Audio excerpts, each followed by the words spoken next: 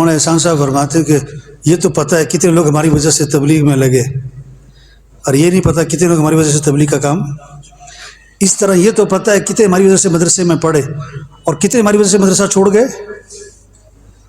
میں نے ایک شاگرد، ایک طالب علم تھا، تو میں نے اسے کہا یار استادوں سے ملتے ہو؟ کہتا میں تو شکل بھی نہیں دیکھنا چاہتا۔ میں نے کہا شرم کر کچھ، تیرے استاد ہے۔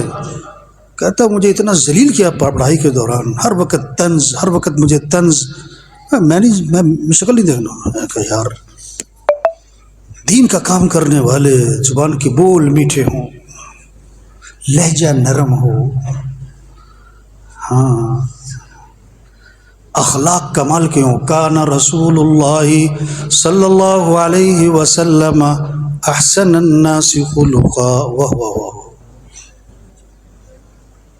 اخلاق، ہاں۔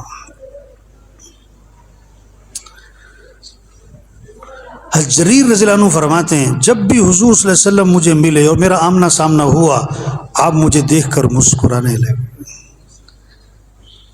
سیرت وجیب، حضور صلی اللہ علیہ وسلم کی زندگی کو پڑھنا بار بار۔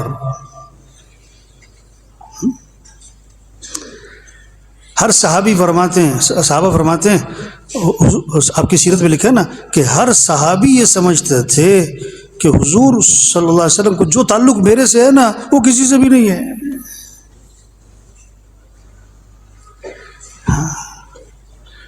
تو بھائی دین کا کام کرنے کے لیے اخلاق، تواضع، عاجزی، نرمی، بول میٹھے، لہجہ نرم، دماغ ٹھنڈا ٹھنڈا، گرم نہیں ہونا چاہیے دماغ۔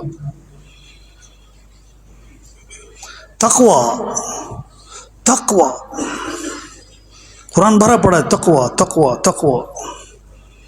تقوی کیا ہے؟ گناہوں سے بچنا، اور تقوی کی علامت تنہائیوں کا پاک ہونا۔ تقوی کی علامت تنہائیوں کا پاک ہونا۔